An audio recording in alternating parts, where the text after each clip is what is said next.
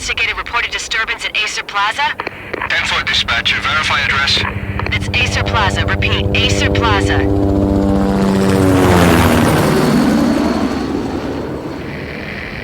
Shots fired on the rooftop. An assault in progress at Acer Plaza. Repeat, an assault in progress.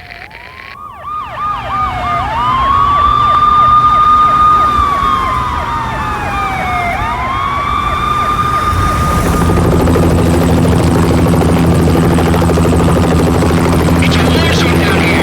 1085 dispatcher, need additional units. Additional units now. Officer in danger. Officer in danger. 10-5, please repeat. 10-5, all units, emergency. Officer in danger, Acer Plaza. Repeat, Acer Plaza, all units. They were all dead. The final gunshot was an exclamation mark to everything that had led to this point. I released my finger from the trigger, and then it was over. To make any kind of sense of it, I need to go back 3 years. Back to the night the Payne started. I was still on the force back then. NYPD, Manhattan, Midtown North Precinct, Hell's Kitchen. So when are you coming to work for me, Detective Payne? You'd make me work undercover in some hellhole. Sorry, Alex. Michelle and the baby come first. See? My last smoke. It's bad for the baby. That's you, Max. A regular Boy Scout. See, Alex. Still on for poker Thursday night, right? Like taking candy from a baby. Life was good. The sun setting on a sweet summer's day, the smell of freshly mowed lawns, the sounds of children playing, a house across the river on the Jersey side, beautiful wife and a baby girl. The American dream come true. Honey, I'm home. But dreams have a nasty habit of going bad when you're not looking. The sun went down with practiced bravado. Twilight crawled across the sky, laden with foreboding.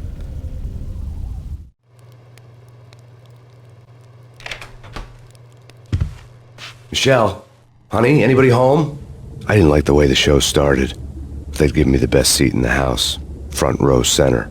What the hell? Something ugly had been tattooed on the wall, a map of things to come.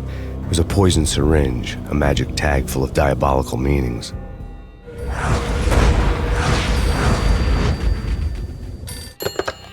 Listen, someone's broken into my house. Call 911. Is this the Payne residence? Yes, someone's broken into my house. They're still here. You have to... Good. I'm afraid I cannot help you. Who is this? Hello?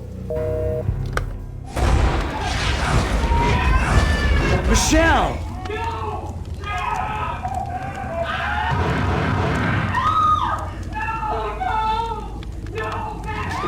Michelle! Please! No, God, no, please, Michelle. Oh, baby.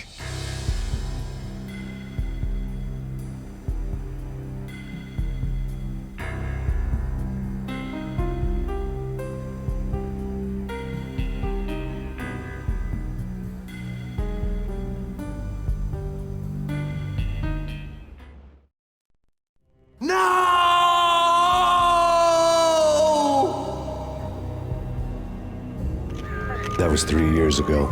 Everything ripped apart in a New York minute. The killer junkies had been high on a previously unknown designer drug, Valkyr, V. After the funeral, I told Alex I'd be transferring to the DEA. It took us 3 long years to get a break in the Valkyr case. Then, finally, 2 months ago, a dime dropper tipped us off that Jack Lupino, a mob boss in the Punchinello crime family, was trafficking. I went undercover, infiltrated the worst mafia family in New York.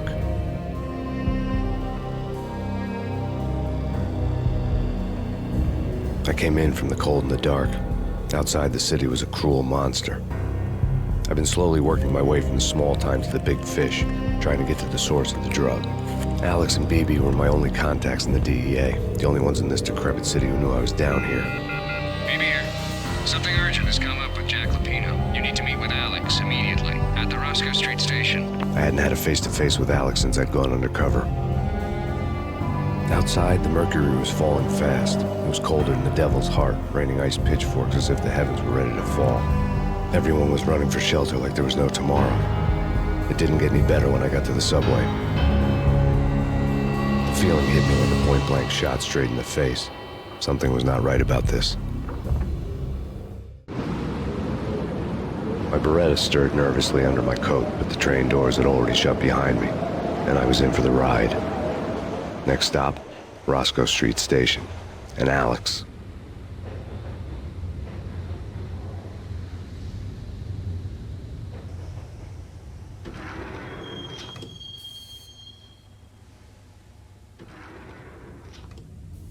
The station was drenched in gloom. Alex was a ghost, nowhere to be seen. I'd have to look for him. The gate was locked. Alex wouldn't have set up a meeting at a closed station. Something was off.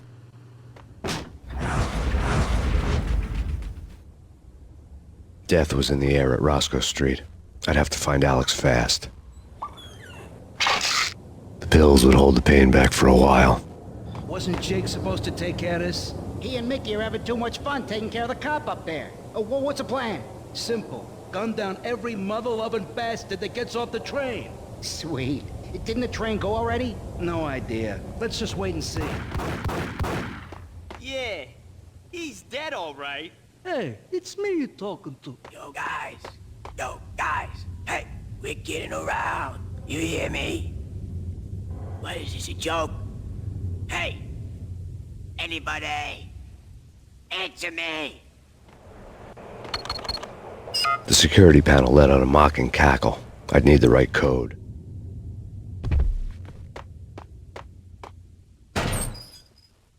While looking for Alex, I had ended up in the middle of a big-time crime operation. The power to the rail had been cut. I'd have to get it back on to get the train moving. Kiss it goodbye, No, hey, who the hell?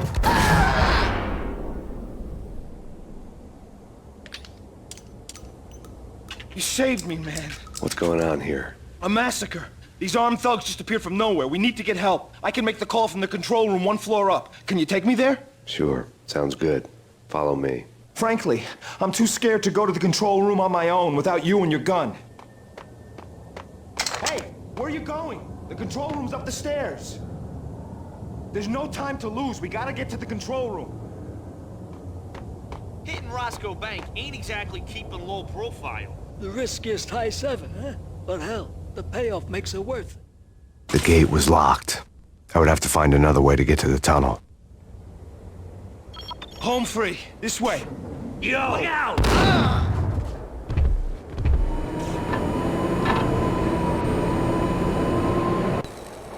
The train lit up like a Christmas tree. The power was back on.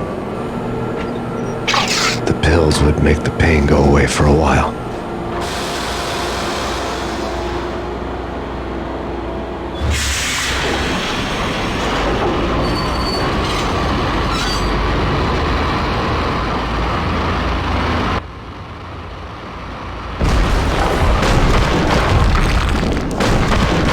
So much for being subtle. The rusty door led to an abandoned part of the station, closed off since the early 40s. Something big was going down at Roscoe Street. Maybe that's why Alex had wanted to meet me here. Maybe not. One way or the other, I was gonna find out. Pino, now that's spooky. Jack Lapino, yeah, spooky. But also, it's like the failure count is rising. Yeah, I wouldn't joke about it if I was you. Yeah? The station's not secured. Someone decided to play hero upstairs. That's all we need.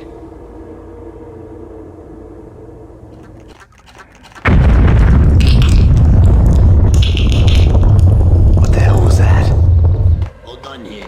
Give me the detonator. What are you talking about? The detonator. I thought you'd bring it. You were supposed to bring it. Yeah, right.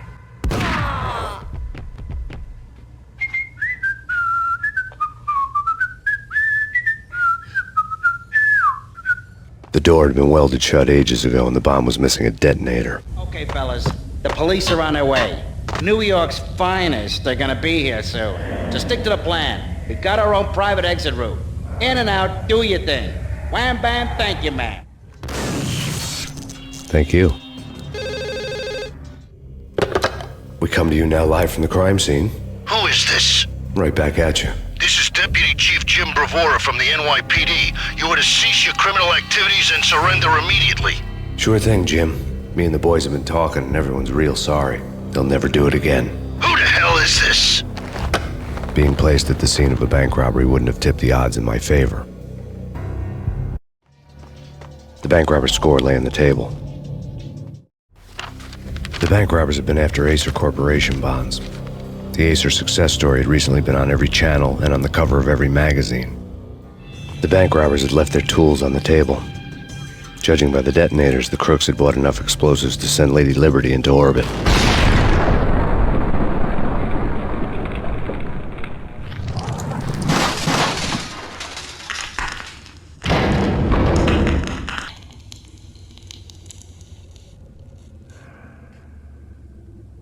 Hold it! Max! Jesus, you almost gave me a heart attack! I nearly shot you! Alex, I'm glad to see you. What the hell's going on? There are more corpses here than at the city morgue! It's an armed robbery, a tunnel job straight to the Roscoe Bank vault through the old station wall. Is this why... this is Lupino's gig? This is Lupino's doing? Lupino's men? Really? You sure know how to pick a place? Can you get through? No, it's locked. We gotta get out of here. If it's Lupino, it's...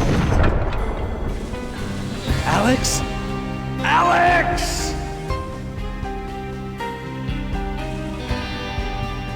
There was nothing I could do. He was dead. I could tell by the empty, accusing stare of his eyes. Let's get the hell out of here! We'll be fine. Just take it easy. I'm allergic to sirens! We gotta get moving! Shut up, okay? Alex had kept me relatively sane for the past 3 years. Now I didn't know how I felt. Somehow he had stumbled upon something big and ended up stepping on Jack Lupino's toes.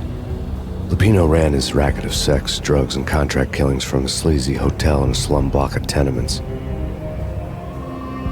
The NYPD was closing in. I could hear the sirens.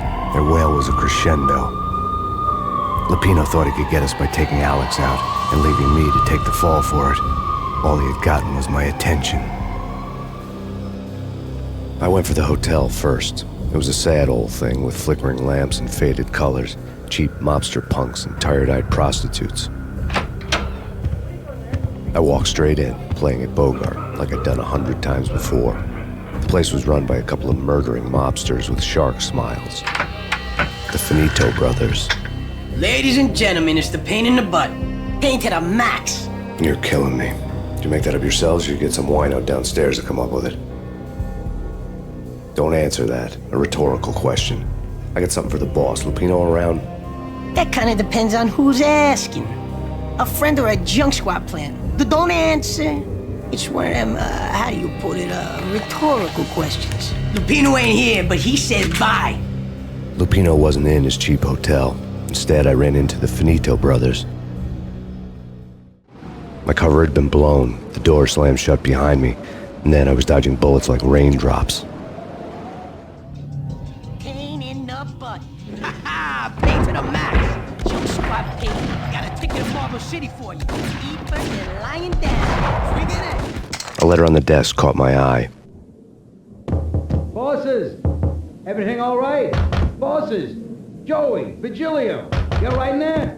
They're not answering. Call the others. Tell them to come quick. Okay, but we can't wait for them. We gotta go in now. Bosses, we're coming in. I had met Lupino only once. The gangster ran all his rackets through his right-hand man, Vinny Gagniti. Gagniti was a high-strung whiner on the verge of breaking apart, like an overamped Energizer bunny. He had the brains to run the business, but he lacked the balls, always falling short, taking his frustration out on underage addicts and call girls. The V deal goes down at your hotel. Jack's exact words, quote, "Vinny, you're in charge of this one," unquote. Rico Muerte's coming to see it through. Anything goes wrong and everybody's gonna get dead, goes double for you. Treat this guy real good. Anything he wants, you give him. Don't screw this up or you're finito, finitos. A V deal meant added security, locked doors, and lots of nervous thugs with itchy trigger fingers. I'd seen nothing coming in, but that didn't mean it hadn't been there. Rico Muerte was a regular Kaiser Soze, a spook story told to keep the apes in line. 313. The Finitos had scribbled Muerte's room number on the note's margin. Getting out was not going to be easy. The staircase was locked and the elevator had been busted for a decade or more. Take whatever steps necessary.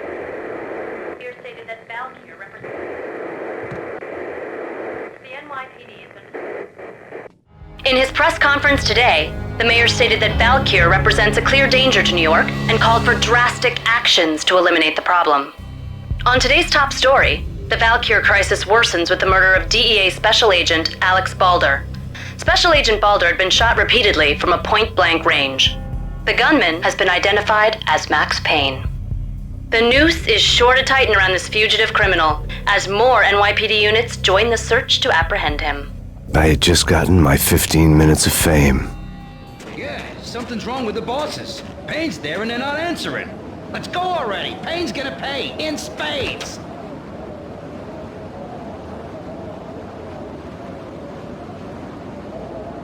Previously on Lords and Ladies. Lady Amelia, Marquis Valentine asks for an audience. Thank you, Lawrence. My lady. My lord. And now, an all-new episode of Lords and Ladies, brought to you in part by Acer Corporation.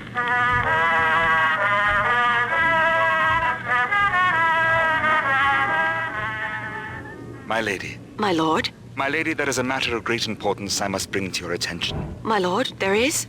Indeed, my lady, there is indeed. From the very first moment we met, upon that distant forest path, there has been sunlight in the autumn leaves blazing like the colors of your hair. Oh, my lord, you should not speak so. But my lady, I must. My lord, no! I forbid you. This cannot be. This must not be. But why, my love, why? My lord, it is too dreadful. Do not force me to speak the words. My lady, I beg of you, I must know. I would rather die than not know. Yes, my lord, we should both be dead, for this shame is too great for the living. My lord, I am your long-lost sister.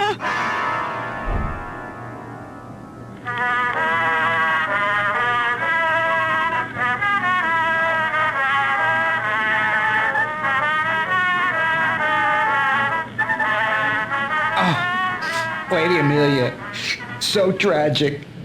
Will they ever get together? V-head junkies could go off without a warning. I had to be careful. I don't know. Piece of crap! Oh, careful. It might kick back. Killer vending machine. Ice 'em! Tonight, the city's fight against the nightmare drug Valkyr took a turn for the worse, as DEA Special Agent Alex Balder was found brutally slain at the Roscoe Street subway station. A suspect was seen leaving the site only moments after the shots had been fired, and the NYPD is currently in pursuit of Max Payne, a repeated felon believed to be armed and extremely dangerous. And now the weather. The worst winter storm in recorded history continues to pound the city. This party had been dead for a while. I couldn't say I was sorry I'd missed the show. I'd found Muerte's room.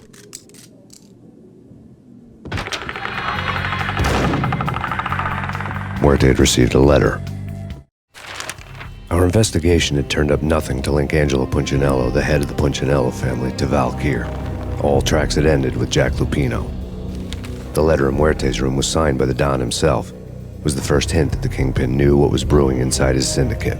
The trouble you got into after the Chicago screw-up. The Punchinello family bailed you out. You have been waiting for a chance to pay us back. One of our trusted boys has a monkey the size of King Kong on his back.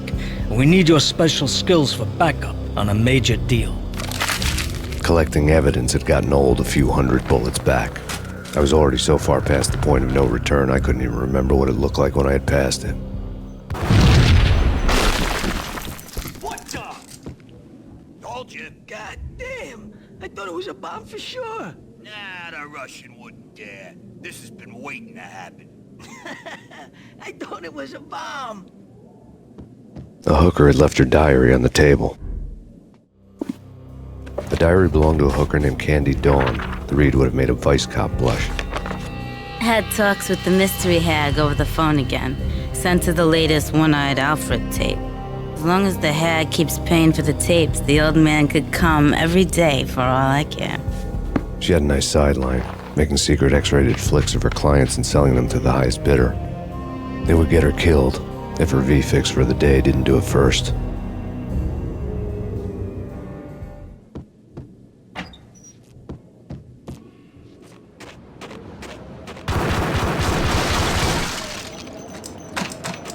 I didn't want to know what had happened here. It was not a pretty sight.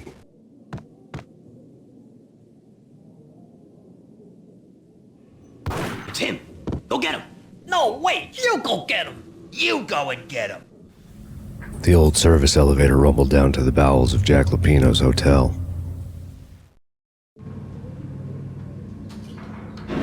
It was freaking crazy. The cops were doing a full-scale siege next door. More traffic than rush hour.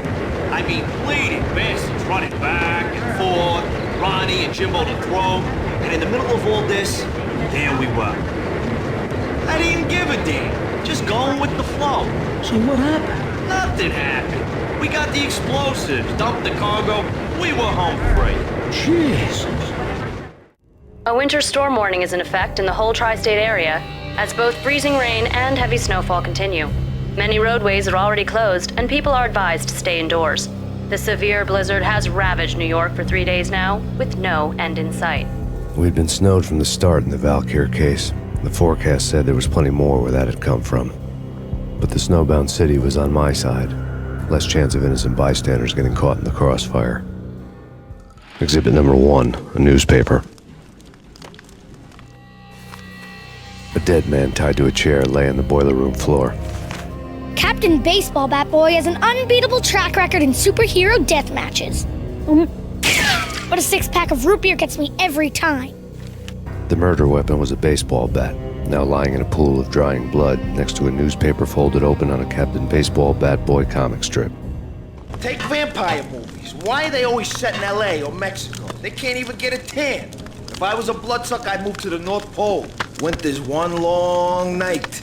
Yeah, and what would you eat? Suck blood from penguins? Nah, Eskimos, man, Eskimos. Chill with the guns. Trust me, you don't want to piss Muerte off. Gentlemen, let's do business. Green for green. Cheers at green-eyed angels. Amen. A lifetime ago, this would have gone down as a narcotics arrest. It was dirty money. The transparent cylinders glowed green, full of Valkyr. The door was locked. I'd need a key to get through. There was a key on the table. 2 mad dog killers, ready to murder each other. They step into the next room, and I'm thinking, now they're gonna do it. But no.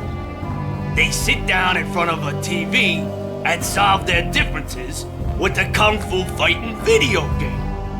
I tell you, Candy, I was so depressed, I strangled them both with the video game cables. Oh, Rico, you're so bad. I am, ain't I? Rico Muerte, big-time hustler. Who the hell? It's that cop. Muerte went for his gun. Do something. The antique switchboard was still in use. There was an old telephone switchboard in the back room of the reception area, the kind that made phone tapping child's play. It wasn't hard to picture a fat pimp sweating with headphones on, listening to his hookers talk dirty and fake orgasms over a web of party lines, the blood veins of New York. Right now, there was a different set of moans and groans going on. Boss, Cornelia, this Max Payne. He came, started capping us. He killed her. Are you freaking kidding me? He's just one lousy cop. You better be freaking kidding me. Whack him. What's the freaking problem? Hello? Answer me. Hello? The word was out. A deadly virus released into the city's corrupt circulatory system. Something wicked this way comes. Max Payne at large.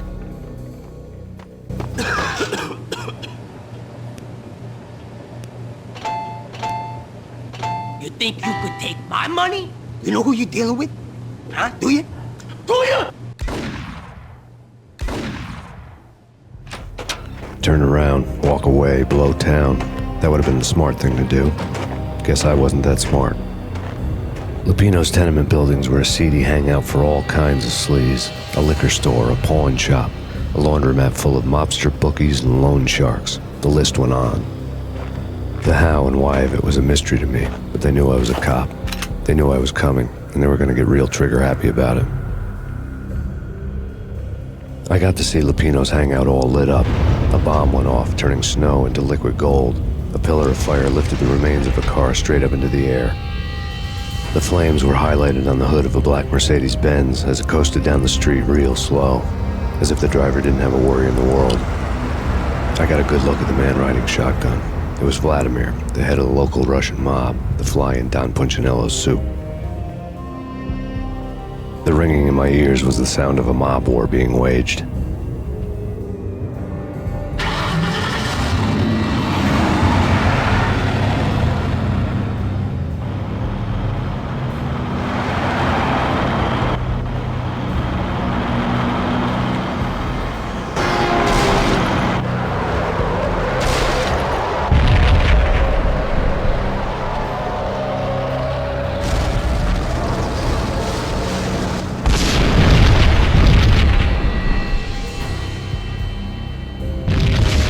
Another bomb exploded inside the closest slum building. It was a lucky break.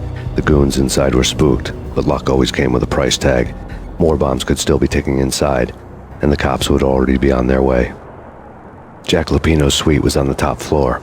At least it used to be, before the explosive makeover. I don't know, man.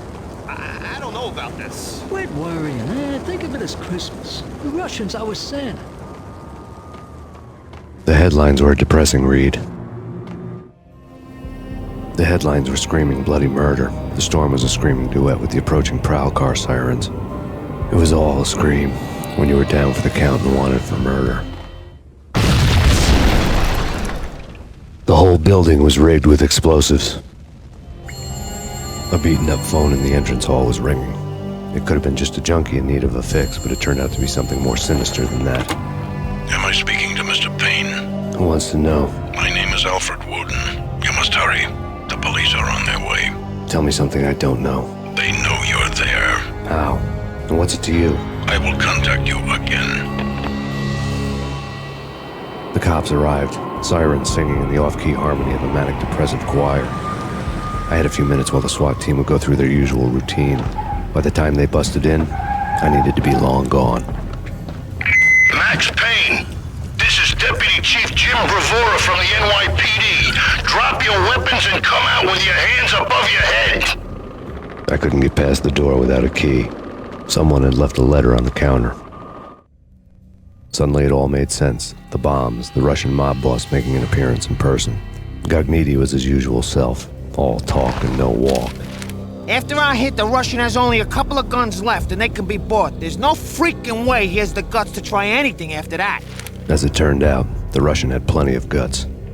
One thing you could count on, you push a man too far and sooner or later he'd start pushing back. There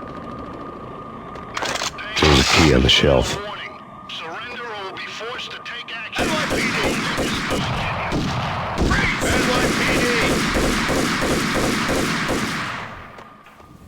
The bombs had destroyed all the stairs up to Lupino's office.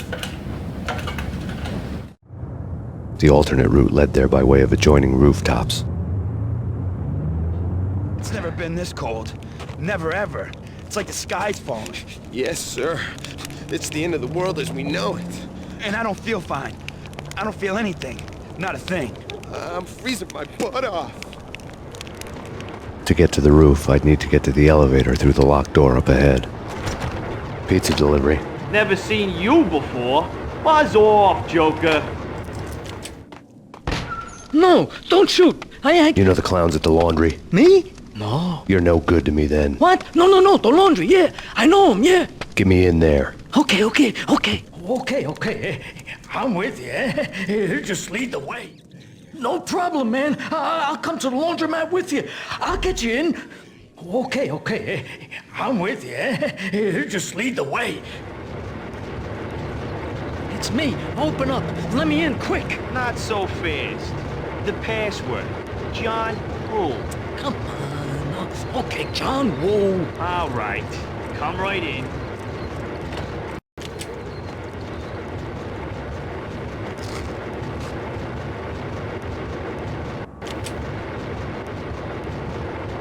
It's me. Open up. Let me in, quick. Not so fast.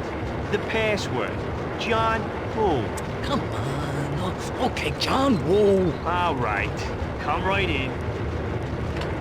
It's a trap! It's Payne!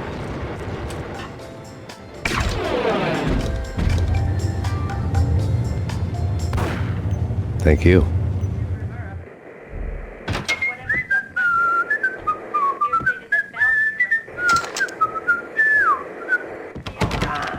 out soon. Relax, Jesus, I'll be on the freaking second. New York City is in crisis tonight, with reports of Valkyr-related gang war in the streets of the Bronx. Apparently, Max Payne, wanted for questioning in connection with the slaying of a DEA special agent earlier tonight, is waging a one-man war against his former partners in crime.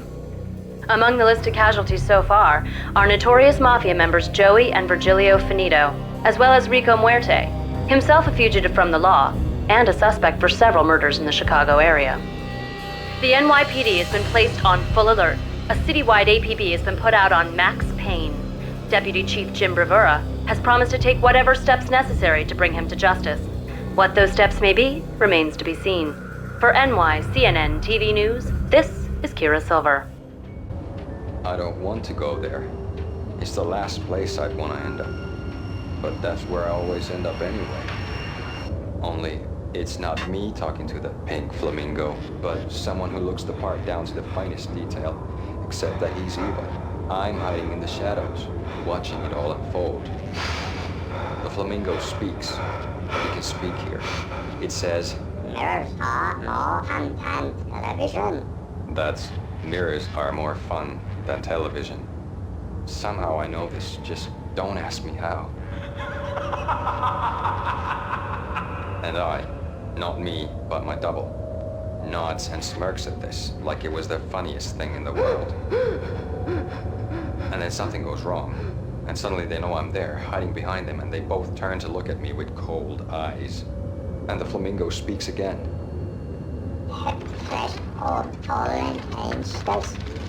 I have no idea what that means.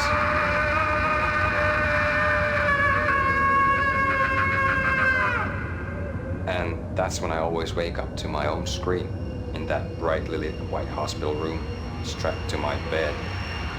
Red, blue, or green? It's always red or blue in the movies. So, green? No, not the green.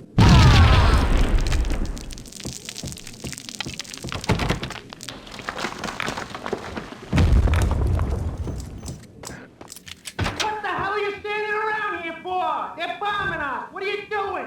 You're doing nothing. What are you doing? This is war. Freaking war.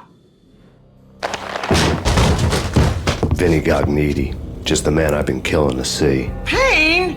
Freaking fed! I knew from day one there was something screwy about you. What do you think you're doing? You're a freaking cop. You ain't got squad on us. You can't just come in here waving your piece like it meant something. Yeah! Oh my God! Oh God, you shot me! Ah! You're dead, Payne! What the hell are you waiting for, you apes? Kill him! Kill him! With pleasure, boss. Gognitti bailed. I made like Chow Yun Fat.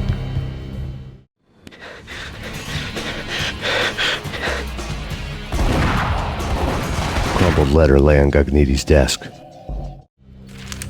The letter was addressed to Don Punchinello, but Vinny had never had the nerve to finish it. Jack's gone voodoo. Just the other night, he shot Dino because he wanted to see what his brains looked like splattered on the wall. He's a freaking mad dog. We're running out of men and business fast. Gognitti had been living in mortal fear of his boss. Jack Lupino was a psycho. Vinny Gognitti was running scared. He could run, but with a bullet in his stomach like a broken bottle of Tabasco, he was quickly running out of time. He knew where his boss was, and I wanted to square things up with Jack Lupino. Gognitti would be moving fast. I don't know about angels, but it's fear that gives men wings.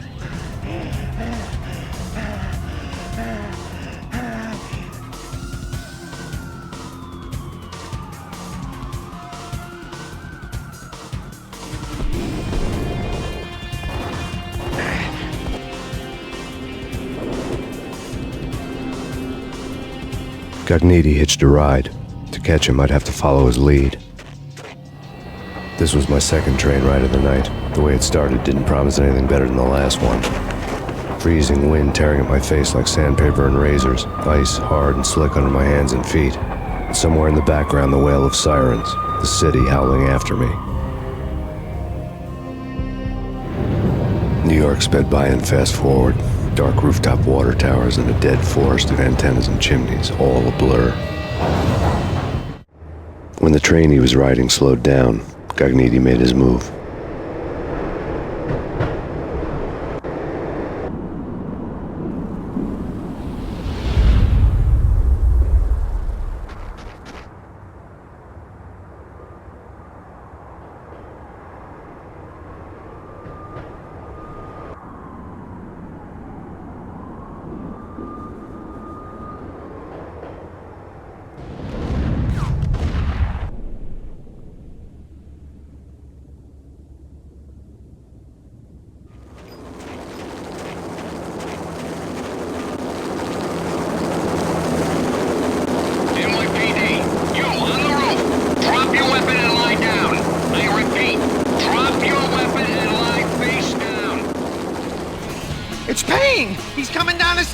Shoot the bastard! Okay, boss, you got it. No problem. All right.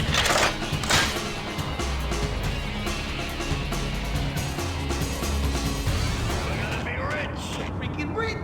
Even richer than that, wise guy. Freaking rich.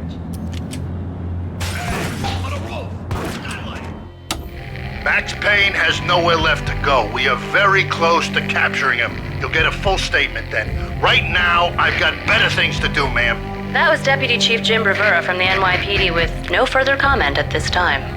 Apart from his suspicious food habits, I figured Bravura to be one of the good guys. Fate had just dropped us on different sides in this. But when it came to capturing me, he was way out of his league. I had already ditched the cops a couple of rooftops back.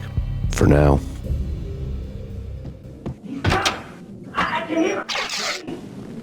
Keep the guns pointed at the door. Okay, this is it.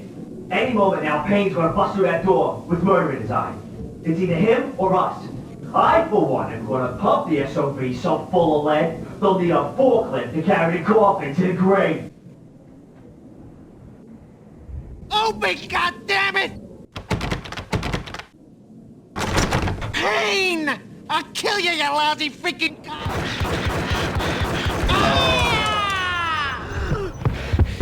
Gognitti ran out of steam in a dead-end alley with steam boiling out of the sewer grates like all the fires of hell were burning high beneath us. It was shakedown time. Where's Lupino? Screw you! Bad start, Vinny. Police brutality! I rate pretty high on that. You can't just hurt me in cold blood? Just keep telling yourself that. Listen good, Candyman. I'm not gonna be anybody's fall guy. I want to know where your boss is hiding. There was no glory in this. I hadn't asked for this crap. Trouble had come to me in big dark swarms.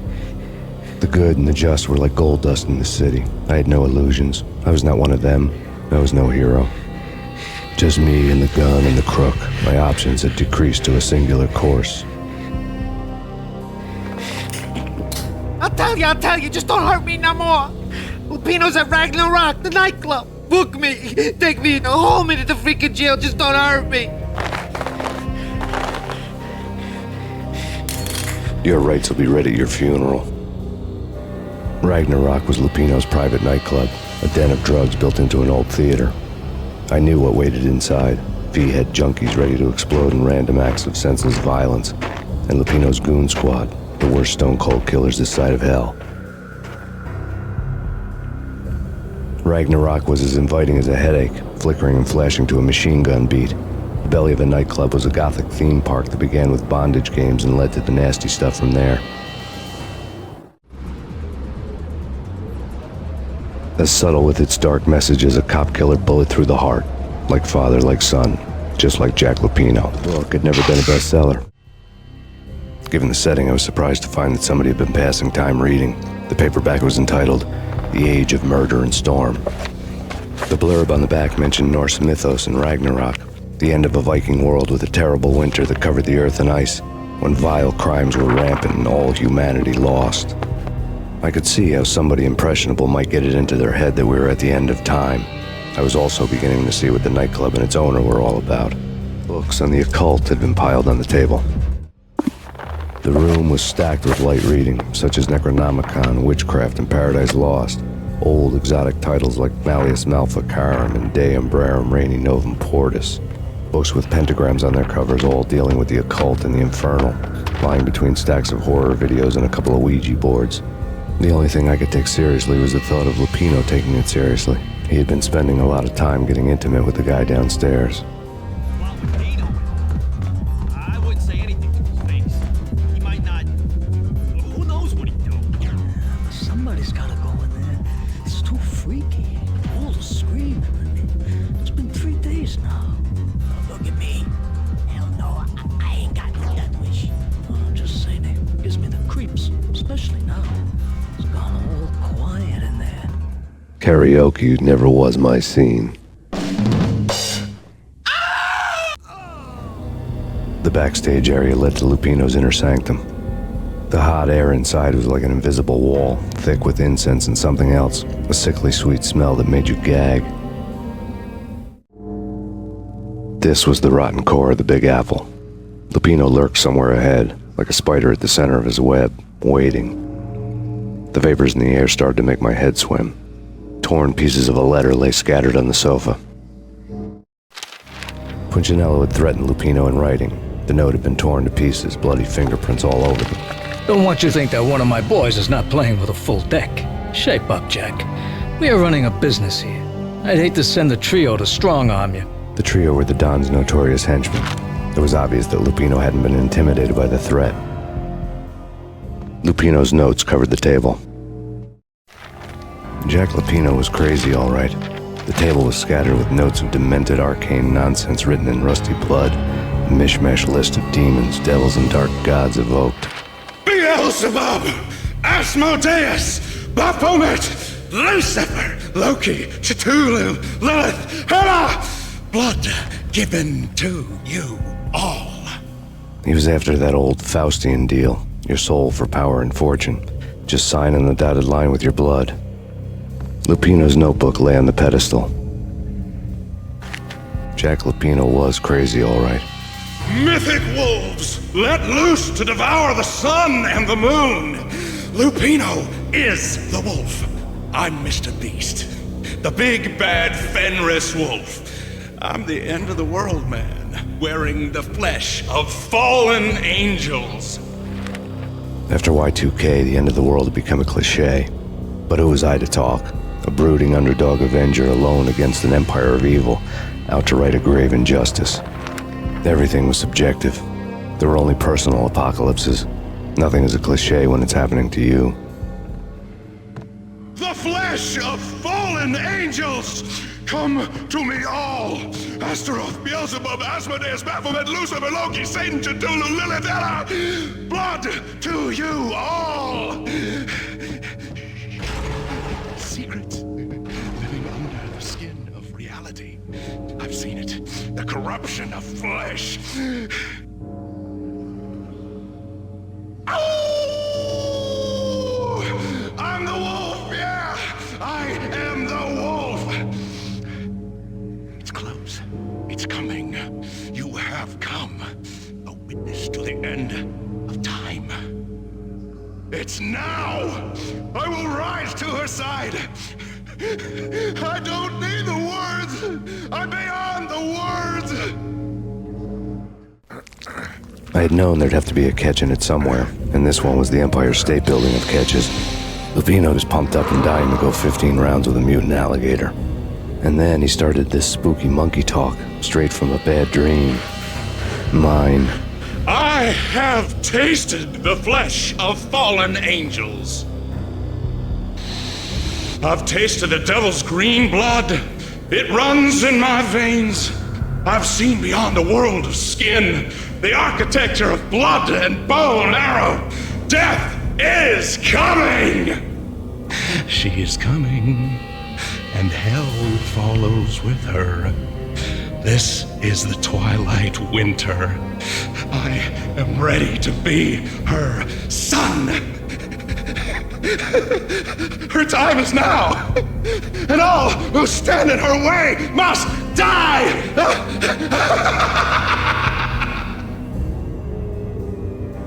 Die! You'll die! You'll die! Now! All die!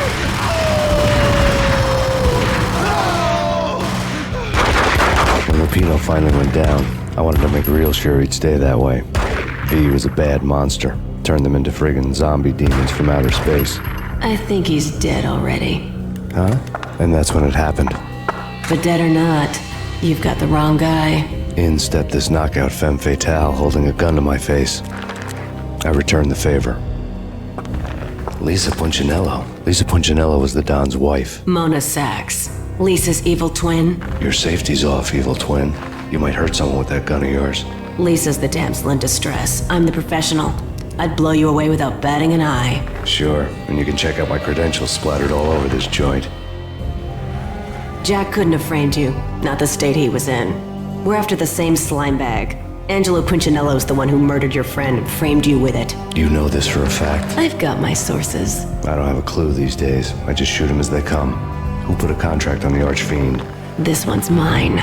I hate the guts of that sadistic wife-beater. Why not pool our bullets for this one? I thought you'd never ask. My finger was starting to twitch. How do you like your whiskey? I'm easy, as long as you don't try to slip me a Mickey. You're a real angel, Max.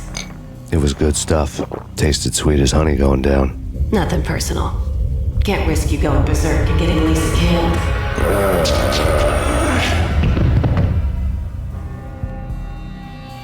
The nightmare was always the same. Violent shapes moving in darkness, old and ugly. The killer's mad laughter was a riddle filled with wicked innuendo.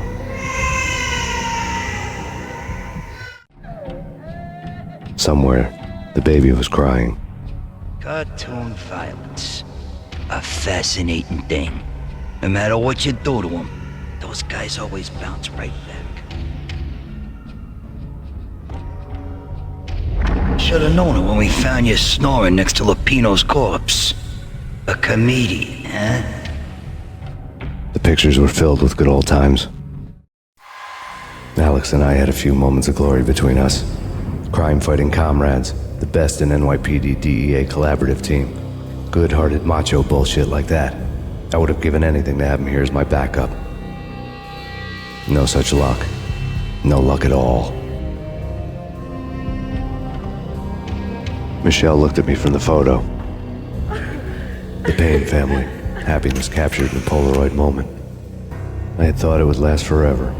Till death do us part. I didn't want to think about it. As long as I didn't, it could never happen. But I had broken my own rule. The thought had already slipped in. Fear was rusty needles poking at my brain. Cold and scaly, it slithered down my chest.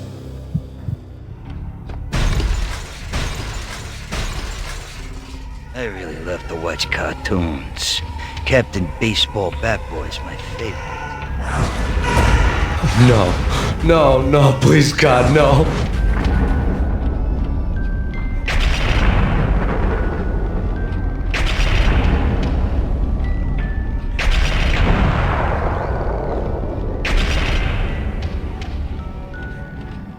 Slice them, dice them, shoot them full of holes, blow them to bits, vaporize them, disintegrate them. No matter what you do, they'll still be back, good as new.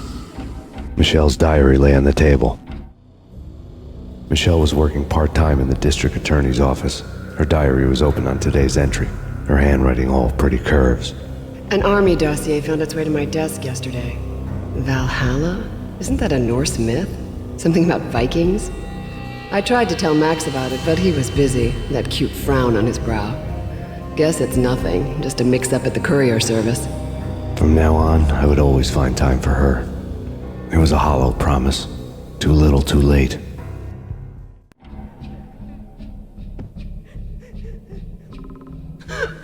Max, no, please, Max! Why? I didn't mean to. I'm sorry.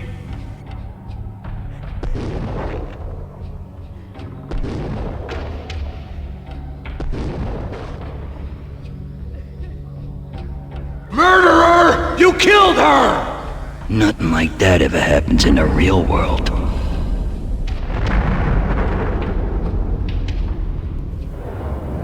I woke up in a bad dream. My head felt 2 sizes too small for my brain. Max Payne. I envy your name. And the killer was smiling.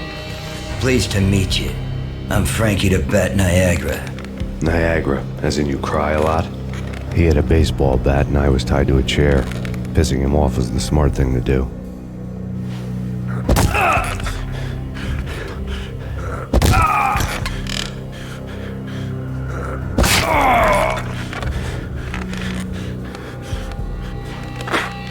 Nothing wrong with a little laugh now and then. Take me, for example.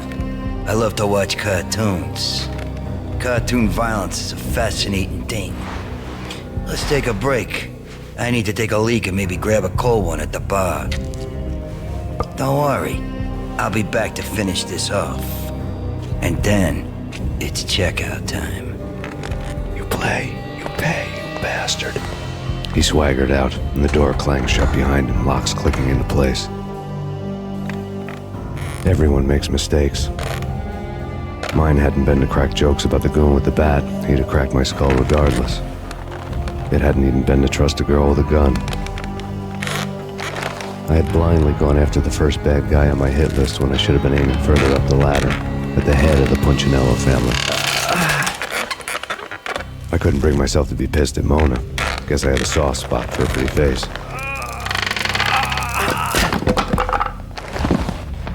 But when somebody decides to play baseball with your head, you tend to get sore.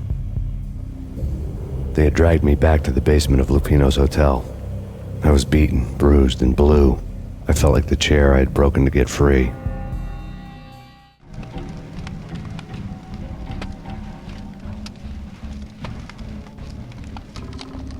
All I had was Niagara's bat, sticky with my own blood. Without a gun, I'd be no match for Frankie's men. I'd have to play hide and seek with them. It's Frankie's turf. He'll take care of it.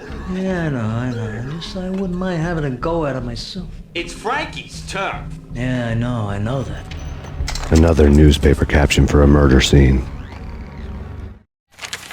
Frankie had left his calling card, a Captain Baseball bat boy strip, next to a sewer passage filled with bodies. You'd better not mess with Captain Baseball Bat Boy. Even my archenemy, Bicycle Helmet Girl, swoons at the sight of me. Aha!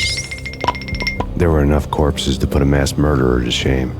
Things were fast going from bad to worse. The men in blue had come and gone. They had decorated the place with chalk outlines and tied it together with yellow tape. The cops who had stayed behind were dead. Frankie, his boys, and I had the place all for ourselves.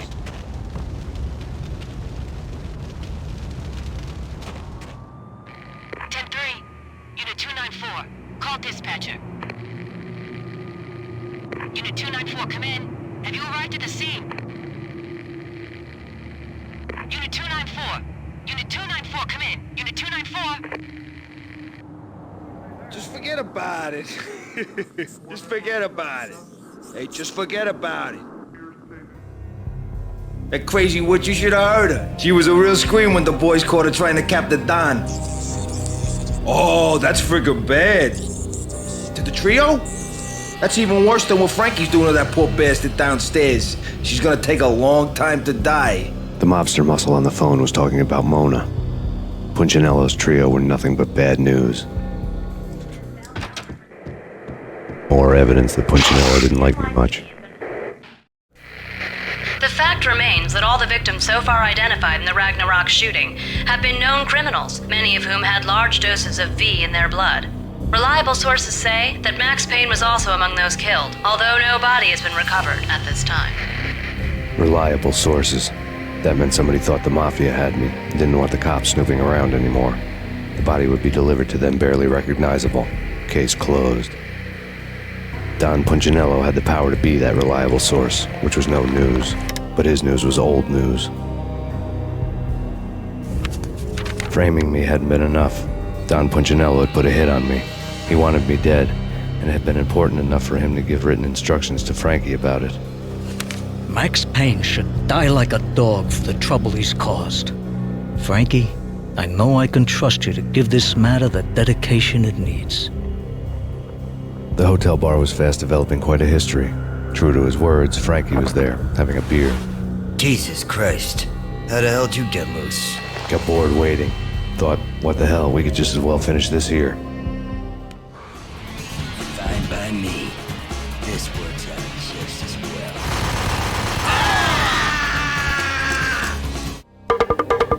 Thank you. You've been a lovely audience. Had enough? I don't play with girls anyway. Unfair! I spotted the tail as soon as I left the hotel. A big black Mercedes. I'd seen the car before. That time it had heralded impressive explosions. Vladimir was back. Bang! You're dead, Max Payne. I might have laughed if I remembered how. What's this supposed to be? Cops and robbers? Look, you want something with me? Get in line. Peace, man. Relax. You know you are a real news item. Armed and dangerous. I am going to make you an offer you can't refuse. I've always wanted to say that. It's a bum rap. I've been framed. That's a moot point. Whatever you did or did not do, I'm sure you had good reason for doing it. Want to hear me out? I'm listening. Punchinello messing with V is bad for business all around. But that's not all. There is this guy, Boris Time, used to pull jobs for me. He's the captain of the cargo ship Charon. Now the bastard turncoat has gone over to the other side, Punchinello's. The ship's loaded with high-res hardware, guns, my business. If Punchinello gets hold of that cargo, he's won and I have lost. And you'll have your work cut out for you. If you want to get to Punchinello, you'll need heavy-duty persuaders. I am just the man to get them for you. Change the ship back under my flag, maybe pop 2 in the traitor Dime's head while you're at it.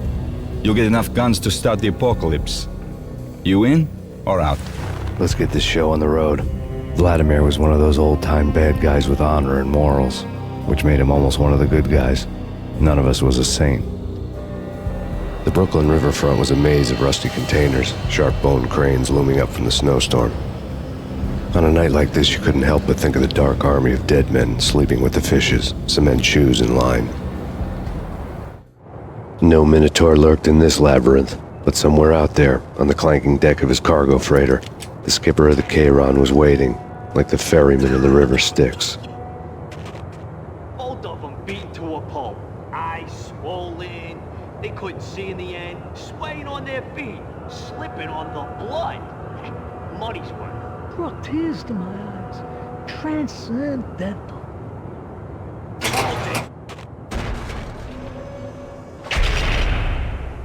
What the?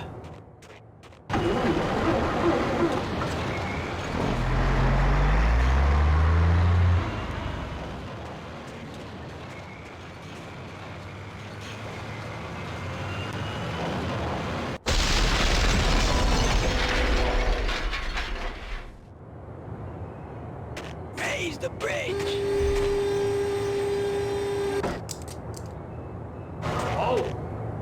Rico Muerte? This way. In here. I doubted the letter was a receipt. Rico Muerte had come to town to do more than just sort out family troubles. Exhibits number 1, 2, and 3. A briefcase of money, a sniper rifle, and an envelope with one word neatly printed on a folded piece of expensive paper. Mayor. It didn't sound like a mafia contract at all. It was too cold and too to the point.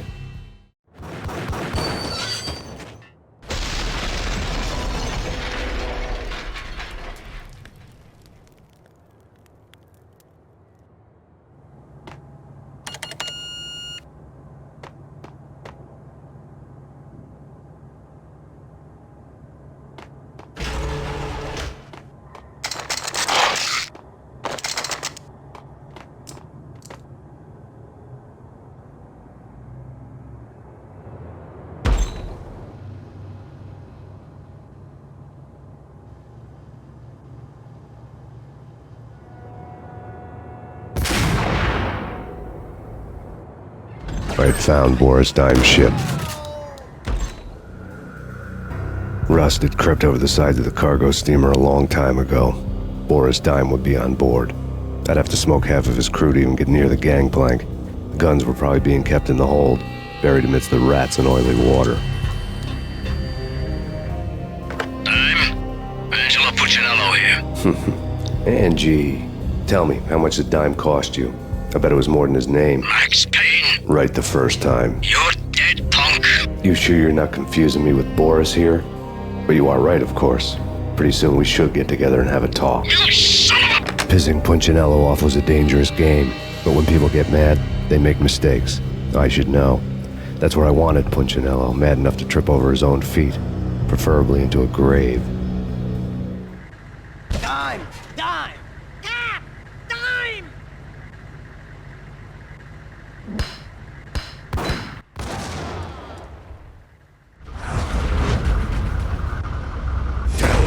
Never the Dime sent you. You know how to handle yourself. Anybody who says different is calling me a liar. Vladimir here. Collect all the guns and ammo you want. Meet me on the bridge afterwards. Did you get everything you need? Check. I owe you. Anything you need. This is my solo. When I'm through, Punchinello won't be anybody's problem anymore. Clear as vodka. But anytime you get between a rock and a hard place, just whistle.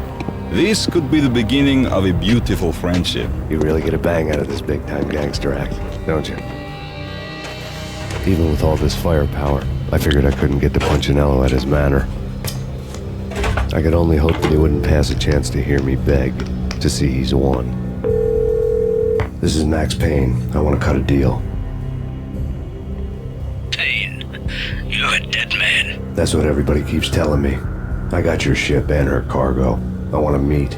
No pain, no gain. Capiche? You know my restaurant? Yeah, I know it. 1 hour. Punchinello's restaurant had seen better days. Snow was falling like ashes from post-apocalyptic skies, but that was outside. Things would soon get hot in the Don's restaurant. I knew it was a long shot, Angelo Punchinello actually showing up, but there was no crime in hoping.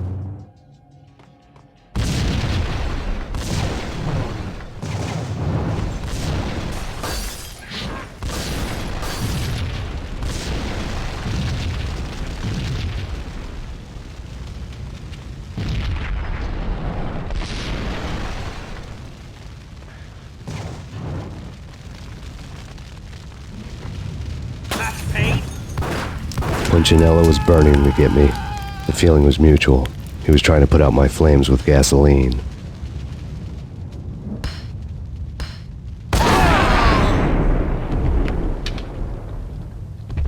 The mobsters had been guarding a real treasure, the way out of this disco inferno.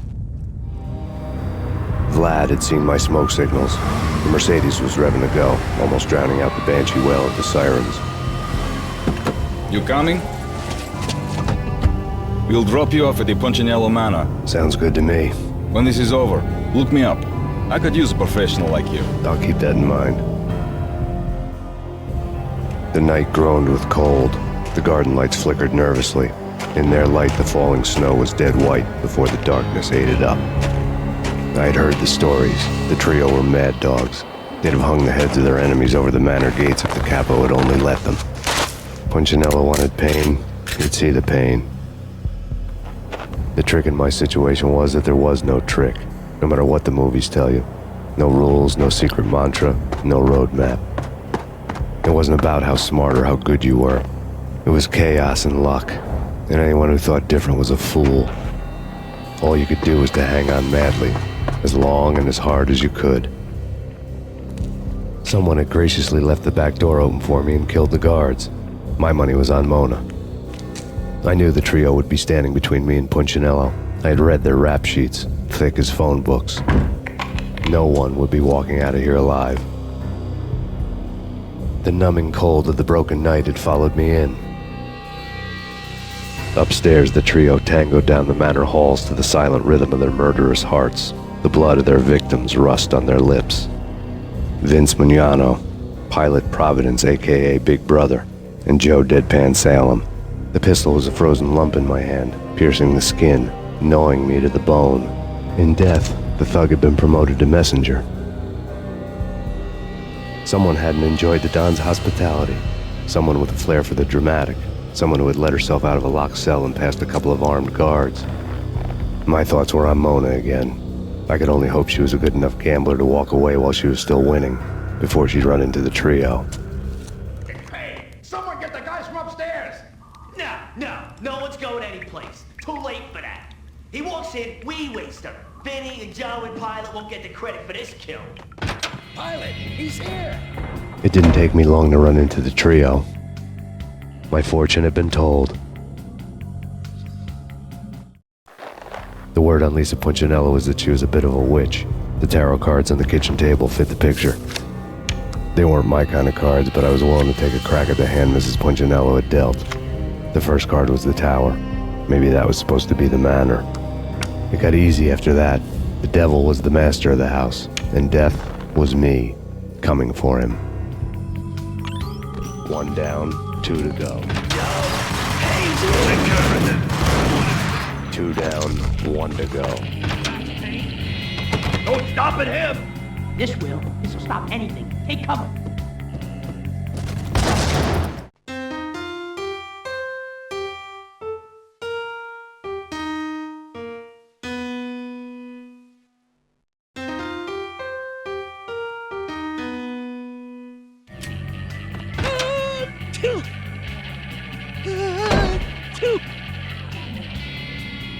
It was too late for her.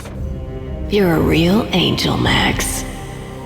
I couldn't tell whether it was Mona or her sister. The body was a mess. The sick bastard had really gotten a kick out of it. Seeing her lying there got me thinking about another woman's body on another bed. Got me thinking about a fallen cradle.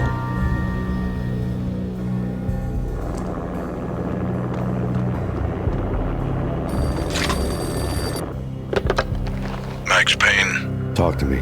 Alfred Woden. You've got company. An armed helicopter just landed on the manor grounds. You must hurry. The more the merrier. Road, Payne. Vince Mugnano. Punchinello's trio was done for. Outside my door. Hurry. He's coming for me. You gotta hurry. Please. I could hear Punchinello on the phone begging for help. He should have been saying his goodbyes. Punchinello was a pushover. The moment I stepped into the room, he folded like a deuce before a royal flush. No, wait. I was just doing what I was told. I couldn't refuse. She's someone high up. Government, maybe. I don't know. He was trying to buy more sand for his hourglass. I wasn't selling any. No, I told him not to. Drop it. Don't move. Game over.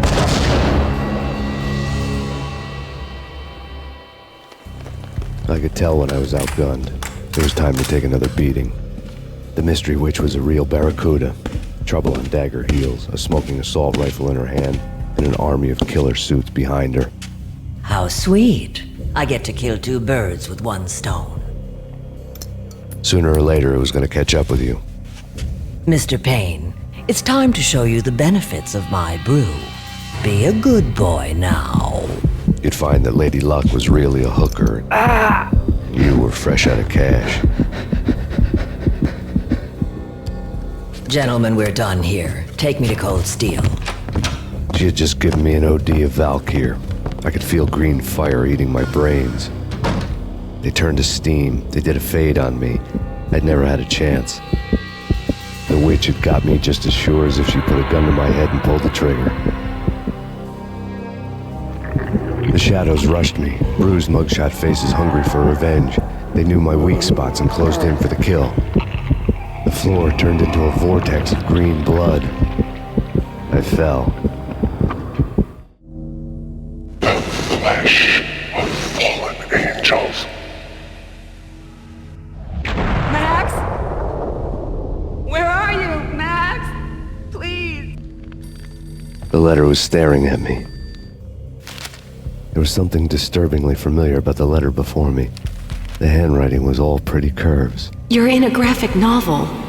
The truth split my skull open, a glaring green light washing the lies away. All of my past was just fragmented still shots, words hanging in the air like balloons. I was in a graphic novel. Funny as hell. It was the most horrible thing I could think of.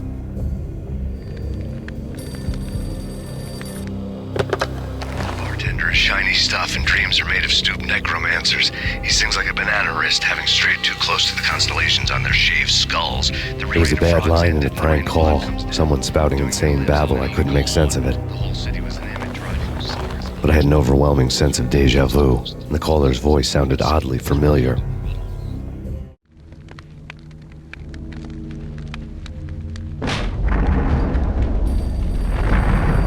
The weird piece of paper looked dangerous. There was something disturbingly familiar about the letter before me.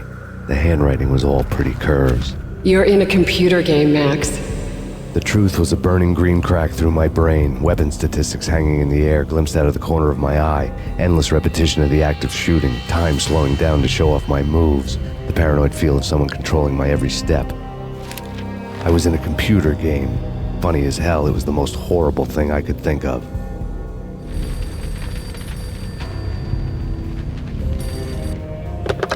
Don't lose it. It's Valkyr. The drug. Snap out of it. Try to remember. It was a bad line in a prank call. Someone spouting insane babble. I couldn't make sense of it. But I had an overwhelming sense of deja vu, and the caller's voice sounded oddly familiar.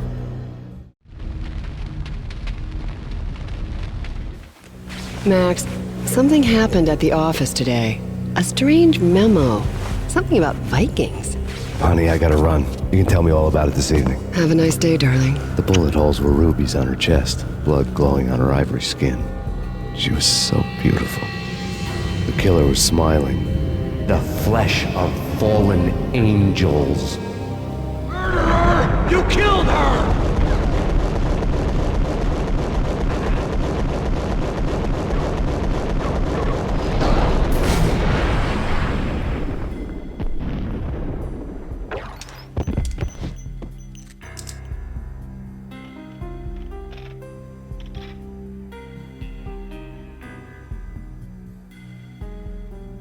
Slowly, the green nightmare faded, leaving dark stains on my soul that would never come off. I felt like flatlining. I was all shook up. I woke up in a cold sweat, sick and tired to the bone, lying in a puddle of my own puke. The hag had said take me to Cold Steel before it had all gone crazy. It was a clue, the only one I had. It took me forever to crawl back to my feet and hit the road, but when I did, I drove straight to Cold Steel Foundry outside the city. There was a whole lot of action around the place for a freezing winter night. Trucks coming and going, men running. I had the drop on the mystery witch. She thought I was dead. I was on her blind side. I was going in. The bad trip had put me in a crazy mood, adrenaline pumping through my aching veins. Staggering on the mill roof in ice and snow and wild wind, I was a ninja. My kung fu was strong. I wasn't kidding anybody. At best, I was Superman on kryptonite about to fall through a skylight, down to where it was all going down. A half-abandoned industrial area in the middle of nowhere. The factory was a perfect front for any number of illegal activities.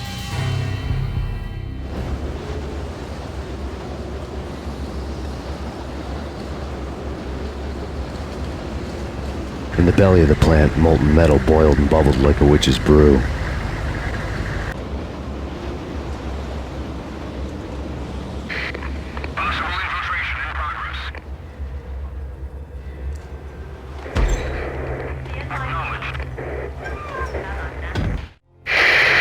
Life-threatening weather condition. A record-breaking killer storm. In the city's history, vehicles stuck in snow. Heavy snowfall. Forecast shows severe weather is expected to continue. Out in the night, snow fell like confetti over the Devil's Parade. The storm was anything but over.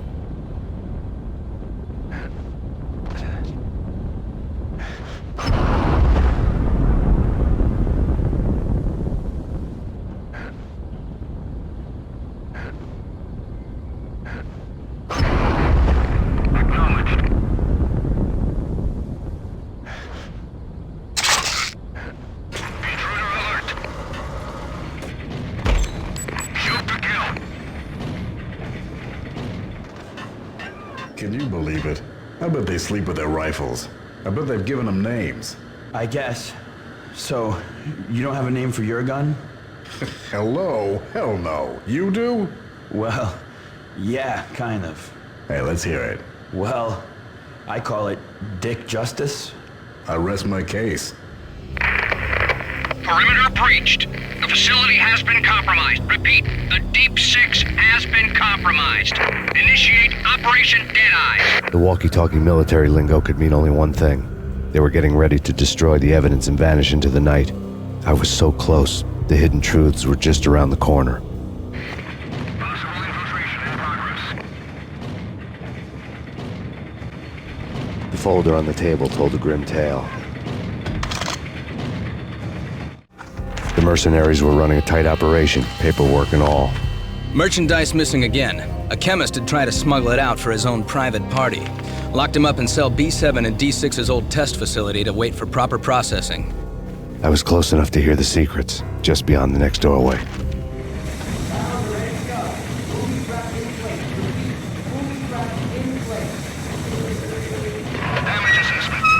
The monitor showed me the way. Processing diagrams filled the control room screens, all but one. An elevator titled D6 on one of the screens, somewhere onwards, past rows of ovens, in the core of the plant. Moving to the danger area.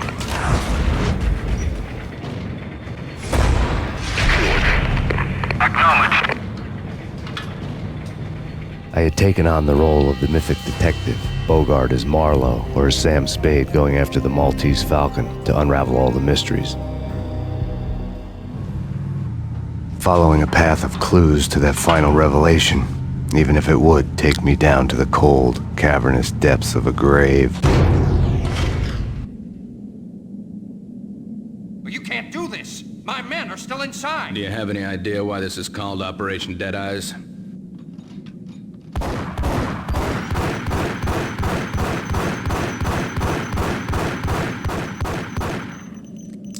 I think he's dead already. Let's do it.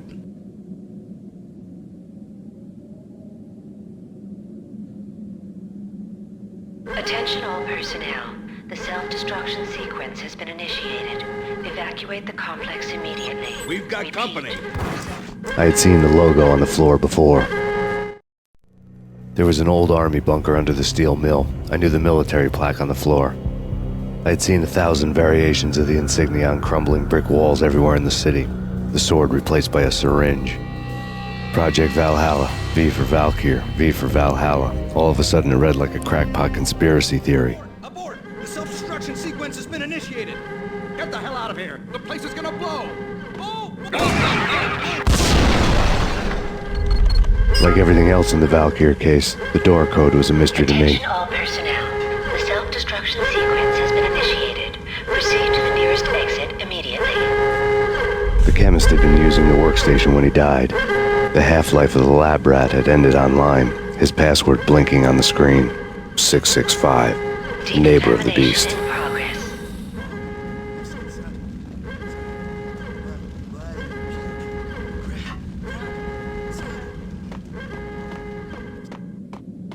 Hey, in here! Hey! Get me out of here! I'm innocent! There! Let me out! Thanks! I thought I was gonna die in there for sure. I need you to get me through the decontamination chamber airlock. You're crazy! No way! The place is blowing up, for Christ's sakes! Either that or back to the cell. Your choice. Okay, I'll do it. What's the holdup? Can't you see the place is gonna blow up? Are you mad? Move it! I don't want to die here! Get in. I'll punch you through. After this, you can go. You're a free man. Decontamination in progress. Decontamination.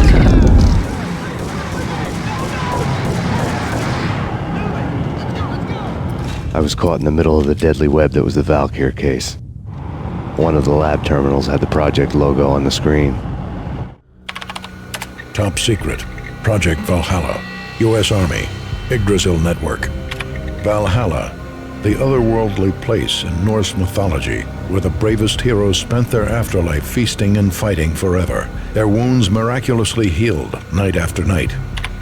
Valkyr, the maidens who chose the most courageous Viking warriors and carried them to Valhalla.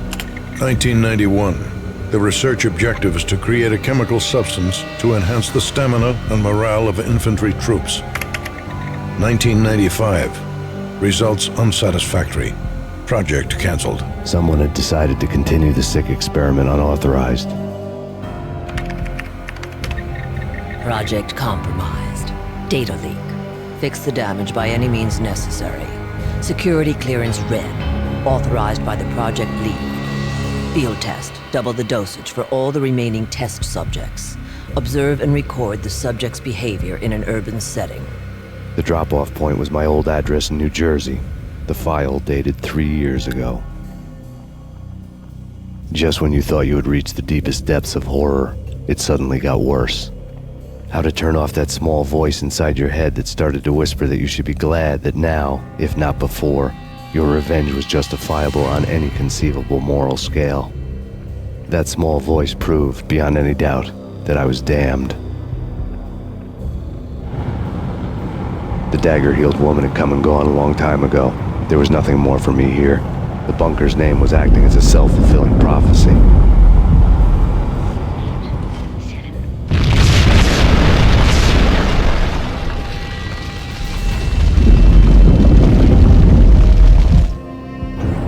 You piece together a jigsaw and the final picture is you finishing that same puzzle. A mad, green-eyed killer standing behind you. An urban legend come true. The Project Valhalla test subjects had been the mad junkies who had murdered my loved ones. The rest was simple body count math. It all pointed to her. Ms. Valkyr. The factory went up in a fiery inferno behind me. All my leads were dead, turned to smoke and dust. I had lost my way. I hadn't slept in a million years. I felt thin as death. I've been living on an endless supply of week-old donuts. They were fuel for this crazy furnace inside my head. I couldn't remember when I had last seen the sun. I was on a permanent graveyard shift. When the darkness fell, New York City became something else, any old Sinatra song notwithstanding. Bad things happened in the night, on the streets of that other city, Noir York City. I was in an all-night diner, downing cup after cup of coffee that tasted like engine oil, when a new message from BB got me back on the killer track. What the hell happened at Roscoe Street? Maxie, I'm going out on a limb here. We need to talk this through, come up with a plan. 2:30 a.m., the Choir Communications Garage. The more I thought about Alex's murder and the frame-up, the more it felt like an inside job. I should have seen it coming. BB had sold me out, and now he wanted to finish what he'd started. The garage was dead. BB showed up in his tailor-made suit, gold watch, and cufflinks to match, all way beyond a cop's pay. Maxie. Oozing suave charm, he was guilty as hell. What the hell does BB stand for anyway? Backstabbing bastard? Come on, don't be like that. Have a cigar. I don't smoke. Maxie, you have no idea how big this is. It's huge. You have no idea. I think I do. You're a bribe-taking bent cop who sold out his partner. Those mobsters in the subway were a dead giveaway. Hard to miss. Bet it was exactly like this with Alex. Up close and personal. You can't win this one, Max. No, but I can make damn sure none of you do either. BB turned out to be another cardboard cutout bad guy.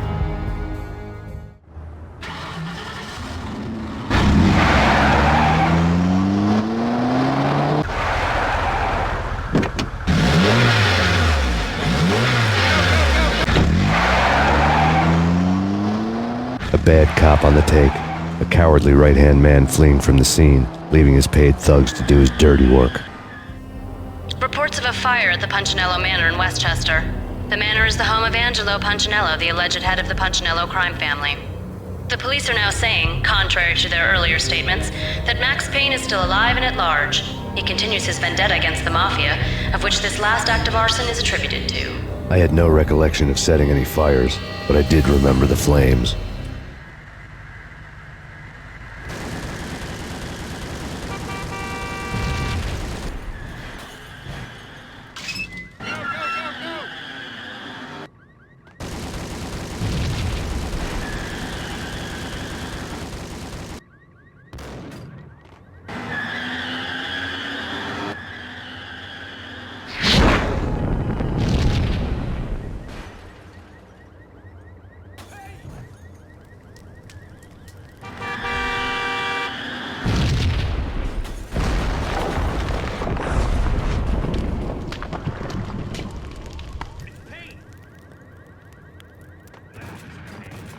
Maxie, Maxie, Maxie.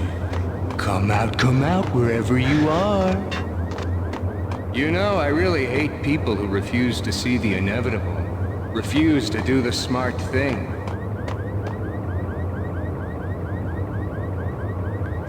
No, I must do the right thing. I blame you. For a smart guy, you really can be stupid at times. A payphone started to ring. Yeah.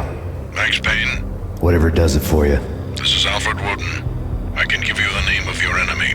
Come to the Asgard building presently. We are expecting you. Woden was waiting for me on the steps of the old building. Mr. Payne, let's go inside. The others are anxious to begin. The others? Despite the general misconception, this building actually predates the City Hall by 2 years, thus being the oldest municipal building still in use here at the foot of the Brooklyn Bridge. No kidding. The old man played tour guide as he led me through a dark, domed hall. The answers I was after loomed large ahead. Mr. Payne, I would like to introduce you to my colleagues in what we call the Inner Circle. You've been watching too much X-Files. You have seen the files on Project Valhalla. We can fill the gaps, provide you with the information missing from those files. We were all involved in the early stages of the project during the Gulf War. What's the catch? We would very much like to blow this thing wide open, but our hands are tied. Her name is Nicole Horn. She was the key figure in Project Valhalla. When the funding was discontinued, she simply refused to quit. She knew exactly what she had in her hands. Nicole Horn is the president of Acer Corporation. She has more than half the city in her pocket. This must be kept under wraps. If you try to go public with this, we will deny any knowledge. We need you to take her out. Afterwards, we can protect you. Make all the charges go away. That was the cue for the killer suits to kick in the doors and swarm inside.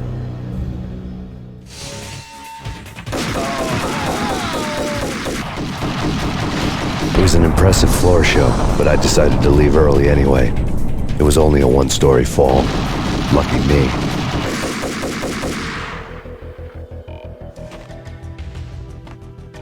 Acknowledged. Target escaped. Last confirmed location, the inner courtyard. Search and destroy. One of the monitors showed what was left of the Inner Circle.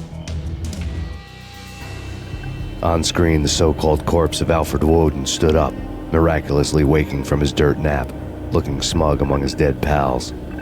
In the land of the blind, the one-eyed man is king. I didn't know how he'd pulled it off, but it was a pretty slick way to get out of all his promises. Most of what he had said fit too well to be a load of crap. Government, I'm going in.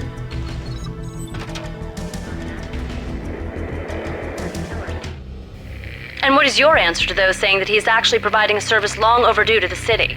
This crusade nonsense has gone too far. He's out of control. It must stop. He will be stopped.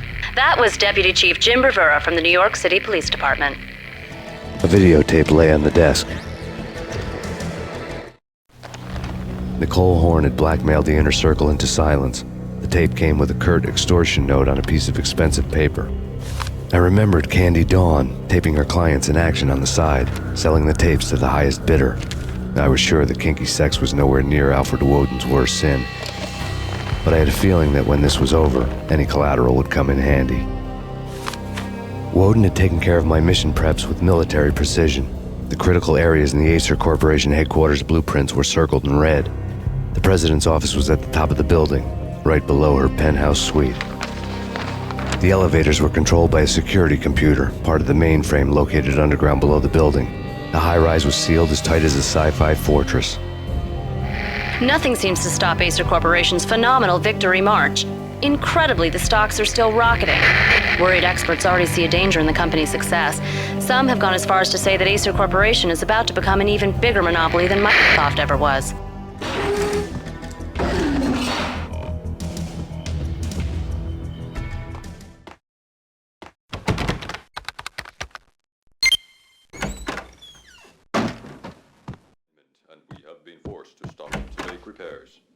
This can take some time. The only date our engine officer has seen fit to give is when... Go, go, go!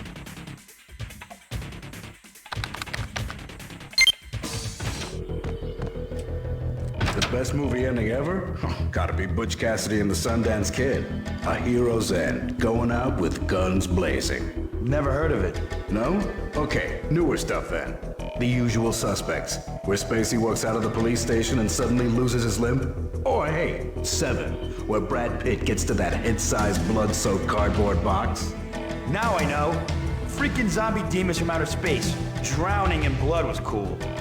Oh, why do I even bother?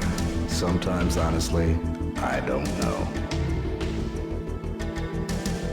I had dreamed of revenge. Those dreams were always nightmares, of coming close and then failing. Now I was close. I had a name to guide me, Nicole Horn. I had nothing to lose.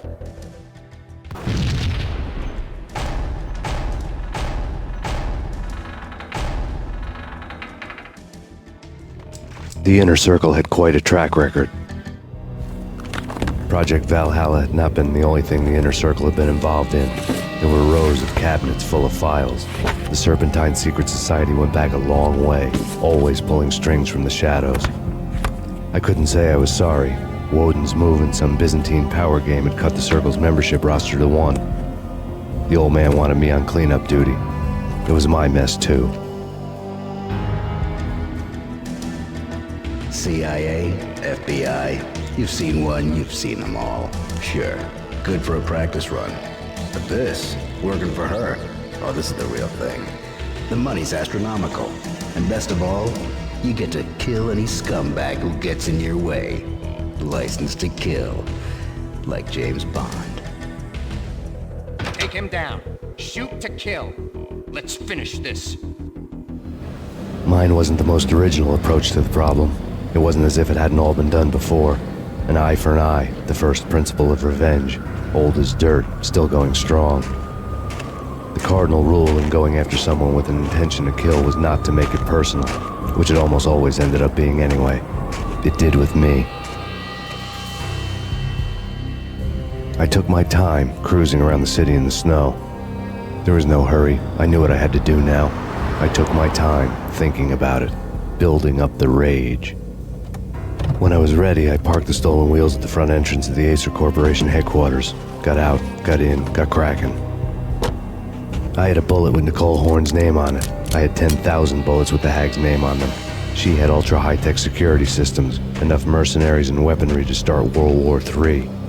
There was no fear. New York disappeared behind a veil of snow. I had crossed the threshold. This was her domain, sleek and sexy and soulless. All glass and steel. A place of color-coded security keycards, metal detectors, and surveillance systems.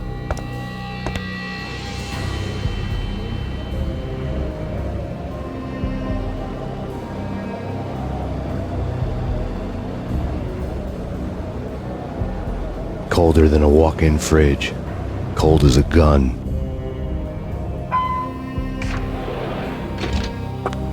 Mona, looking good. Max, we gotta stop meeting like this. It will be a cold day in hell before I let a narc cop stop me. Miss Sachs, do your job. Relax, Max. You're a nice guy. I don't kill nice guys. You're not bad yourself. It was different when Horn wanted Punchinello dead. To cut her ties to the Mafia, he deserved to die. The same goes with her. She's the bad guy here. Her sister was whispering to her in my favor. I knew the appetites of ghosts intimately. They hungered for revenge. No! A gunshot boomed and she fell down in slow motion. She was a nice girl, not really a stone-cold killer. And now she was stone-cold dead. Like religious fanatics or loyal samurai, Horn's private army was coming at me. Max Payne located. When the elevator came back down, Mona was gone. There was a lot of blood, but no body. Something clicked for the final time. My mind had never been so clear, as if somewhere high above the storm clouds were already gone, cold stars blazing from the black skies. You know what I'm talking about. In all the cool action movies, and I'm talking about the coolest of the cool, it always seems like time slows down in the middle of the action. You know, you can see the bullets flying through the air, the hero dodging in slow motion. Oh man, it would be so cool to be able to do that. Bullet time, that's what they call it. Bullet time, yeah, would be so cool. Hold it!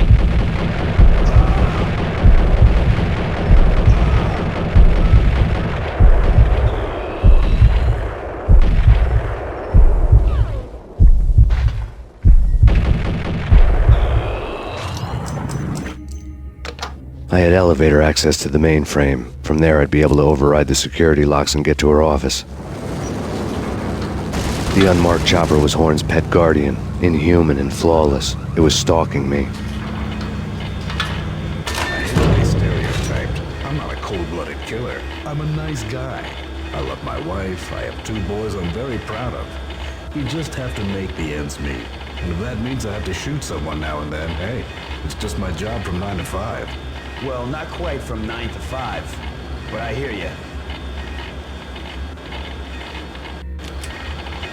Yo! Kill the bastard! Kill the bastard! All Horn's locks were now offline. All bets were off. The elevator would take me all the way up. Seen from this height, the night seemed to stretch on to eternity. A hint of desperation had crept into the snowstorm, as if it was trying to get it all out before the end. Horn's personal computer was on. Next to the printer was a neat stack of expensive paper. Hacking through Horn's computer would have unearthed files of criminal plans, strategies for world domination, spy helicopter reports, illegal wiretap recordings, internet porno, all of the above. Take your pick. I really didn't care anymore. I had seen too much of it already. Valkyr had been meant to be a white-winged maiden that would lift you to a warrior's heaven, but it turned out to be a one-way demon ride to hell. The devil was in the drug. I knew. I had met him.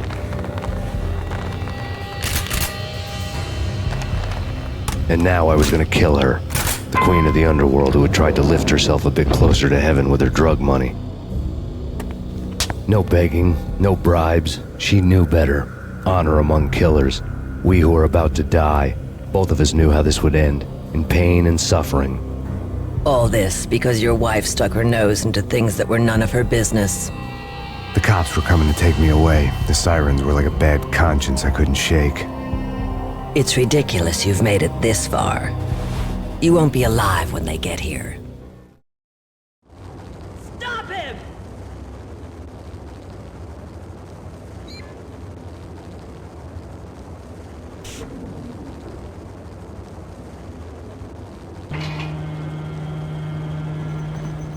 The elevator lobby.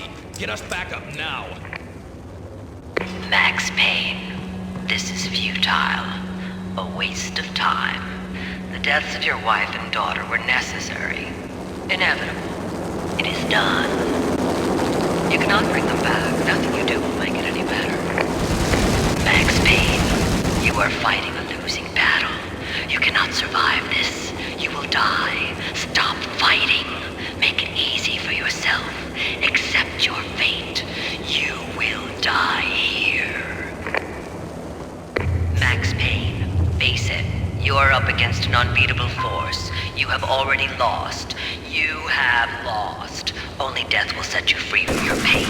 Accept it. Surrender. Give up. He's in the central lounge. The Skylight Lounge. Get in here. We have him in the North Lounge. Send us assistance. He's in the East Lounge. We have him. Get us back. What do you mean he's unstoppable? You are superior to him in every way that counts. You are better trained, better equipped. You outnumber him at least 20 to 1. Do your job. Not a step further. End it here. Any means necessary. That's for you.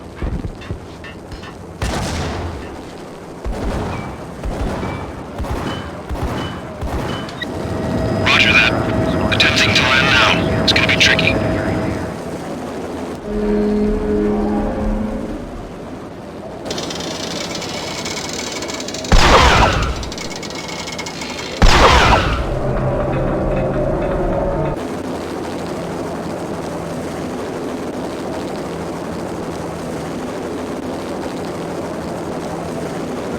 She's on board. We're out of here as soon as the wind dies down. Don't like the look of that mast. Lift off in 45 seconds. I couldn't get to Horn, but the radio mast was begging to go. The support chains were about to give.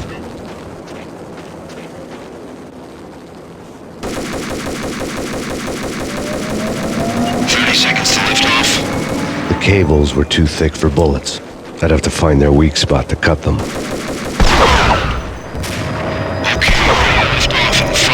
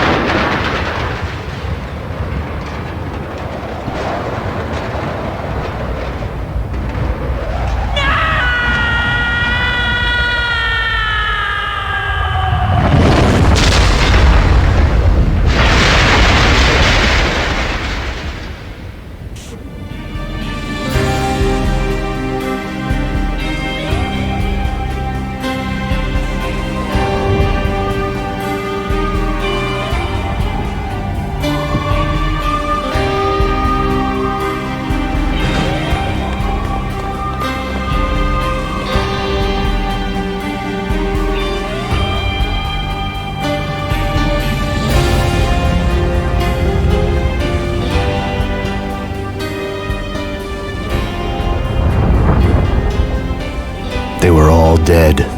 The final gunshot was an exclamation mark to everything that had led to this point. I released my finger from the trigger. And then it was all over. The storm seemed to lose its frenzy. The ragged clouds gave way to the stars above. Max Payne, this is Deputy Chief Jim Bravura from the NYPD. We've got the building surrounded. Throw down your weapons and lie down with your hands behind your head. A bit closer to heaven.